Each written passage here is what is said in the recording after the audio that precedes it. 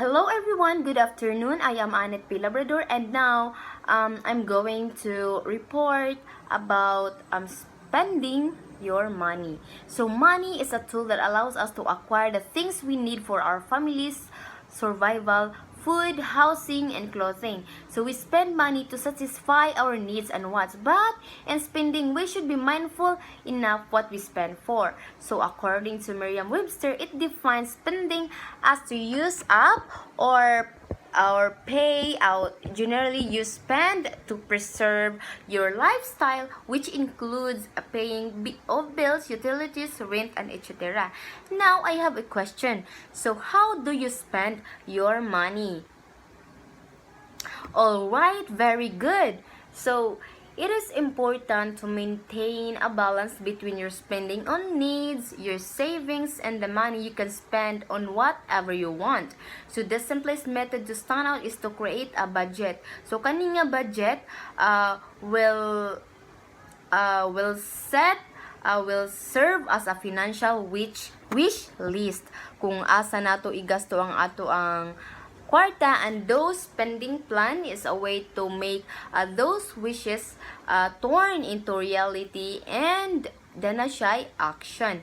So next slide is we have a practical strategies in setting and prioritizing the budget goals and spending plan. So number 1 is start by listing your goals. So setting the financial goals will require planning and discussing to your family about your future needs and dreams para you will know where to spend your money, and that money you will spend is worth it. So even as we set up plans, whatever nga ato ang mga gusto, example, we want to travel, we set our date, and dapat atong kwarta sad kani siya example 1K ang ako ang i-achieve para sa ako ang travel. So number 2 is divide your goals according to how long it will take to meet each goal. So you should classify your budget into 3 categories. So we have short-term goals, medium-term goals, and long-term goals.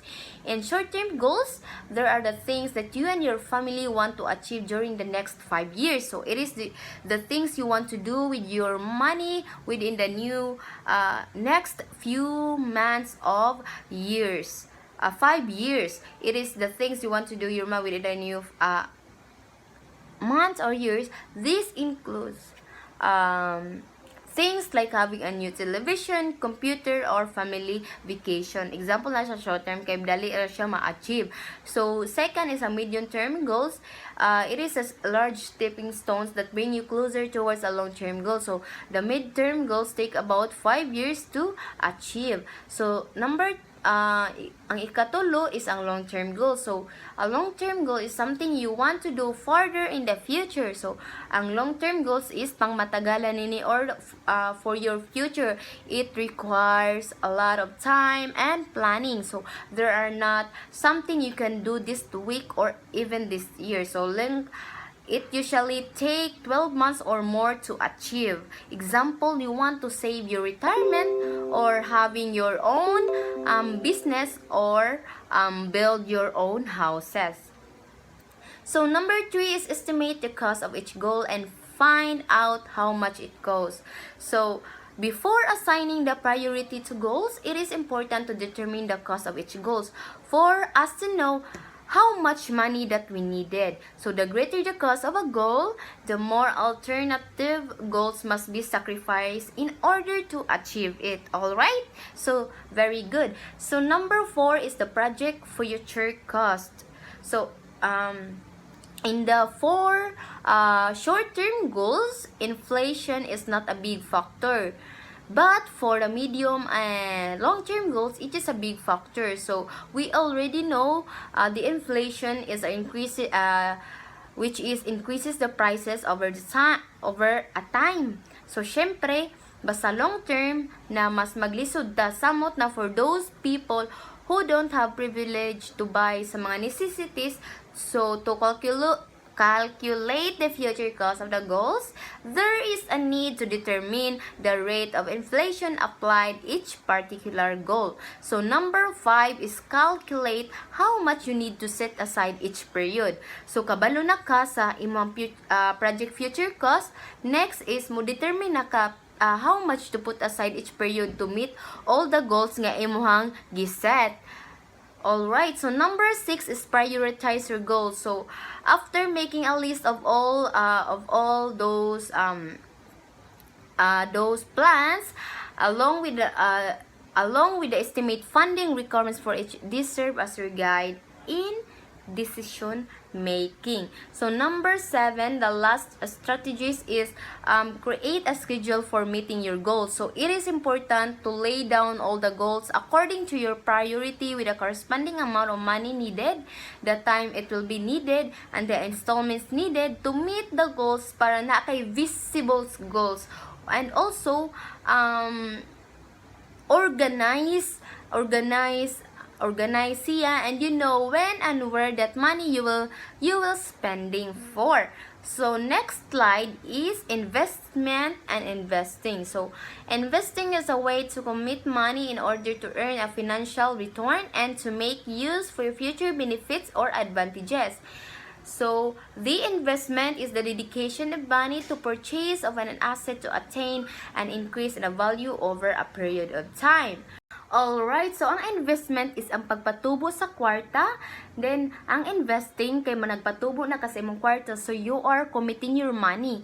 So, as a teacher, when you have saved more money than what you expect at a time of need, consider that investing this money to earn more interest than what your savings account is paying you. So there are many ways you can invest your money, but consider these 4 aspects. So number 1 is how long will you invest money, or the time horizon. So an investment time horizon is the time period where one expects to hold an investment for a specific goal. So number 2 is how much money do you expect your investment to earn each year, or the expectation of return.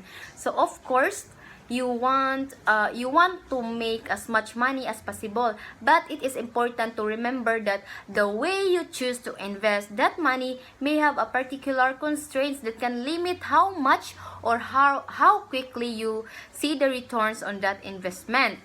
So alright, so with that understanding, you make the investment decision that aligns with your financial goals. So number 3 is how much of your investment are you willing to lose in the short term in order to earn more in the long term. So in investing, we don't know the outcome, and to achieve our needs, we need to take a risk. So all investing involves some risk. So this means what type of investment you will make, there's a level of uncertainty regarding on how the money investment may perform, or how much money you might or might not earn from it. So you can expect nga dako ka makuha, or kanang kuan, or maybe maka-earn ka nga kanang malose ka. So ingon ana na ang investment. So number 4 is what type of investment interests you, or investment type. So if you want to invest something, you should know what type of investment you want to commit in order for you to understand and aware how it works. And every type on investment, it has its own unique features and risk factors, and you should always be ready the possible outcomes. So dili kay magpataka ka og commit, especially these days daghan na kay tag mga scammers. In Facebook, we have lot of makakita tag daghan kay mga investment ana kay magpatubo lagi sila ana legit sila pero scam sila. So kita, we should financially literate and media literate, any kind of literate nga kita nga dili ta ma-scam or mailad nila. So kita as a person, we must know jud kung unsa atong investan, og kana sa naatay alam, or naatay naadjud tay interest at the end. So dili ta magpataka og invest. So there are multiple investment plans available today.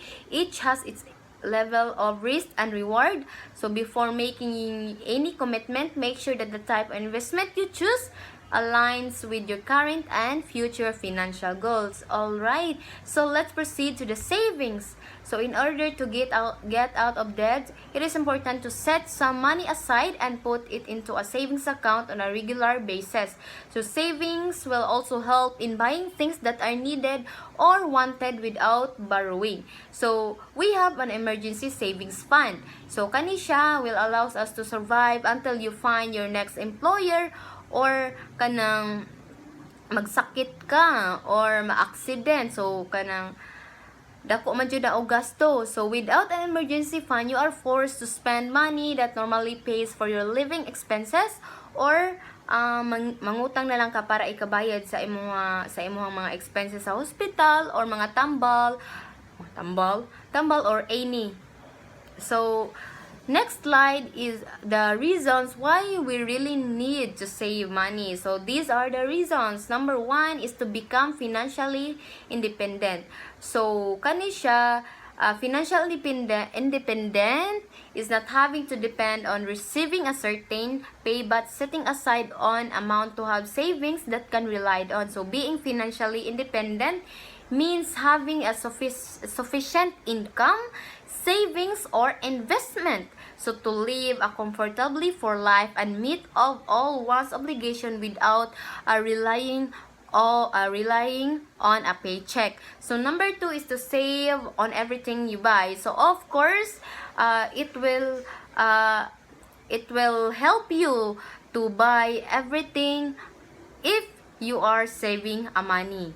So number 3 is to buy a home or a car. So kita man nangandoy man jud ani no, mitra sayo pa, we should learn to save our money para makapalita ani in future. So number 4 is to prepare for the future. So of course, through savings you can be confident to face the future without worrying on how you will survive.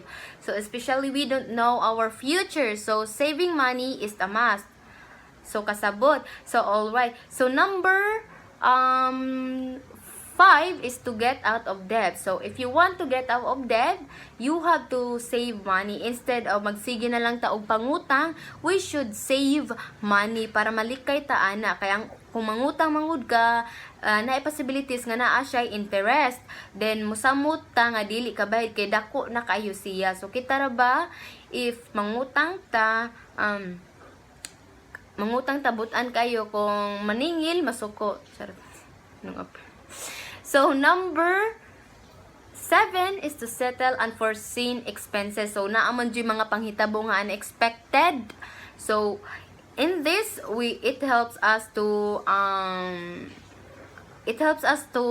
kanang ganing if naay mahitabo nga mga kuan, mga unsa na diha, so naatay ika gasto in times of need. So number 8 is to respond to emergency. So relate to jud siya no. So kani siya, emergency may happen anytime. So expensive man jud na siya no. So kani siya maka-prepare ta rather than katong ingon ako nimo nga ninyo nga mangutang ta. So number 9 is to mitigate losing your job or getting hurt. So anay possibilities no nga mawatay trabaho. So in saving money, it will help you to makapangita ka og trabaho while wala pa kay trabaho, naakay own money to own money nga ikagasto sa imong self, sa imong family, or while finding a job you have money because nakasave man kag money sa katong nakatrabaho pa ka. So number 10 is to have a good life. So of course, money is everything. So putting aside some money to spend when needed can bring about quality and worry-free life at all times. So ang money makapalipay jud na nato. So sa dili sa ingon nga kanang sanay magpractical na ta. So ang money jud ang tanan, kitang tanan nagtuyok jud ta sa money. Without it wala ta, we can live in this world. So unsaon tanang example mo anang uban no nga bahalag way kwarta basta nay uyab, o imagine ako no kanay mong uyab, hala Sige. So mabuhi ba ka ana? Dili jud. Money importante jud kayo na ang money kay dira rata ma survive. So asa ni siya? So before I end my report, so I want to end this quote by Secretary Briones. If you want to teach financial literacy to students, you have to start with the teachers. So that's all for today, and thank you so much for your listening and participation. And now I will welcome Miss Nelia Gutierrez for the next reporter. Thank you, everyone.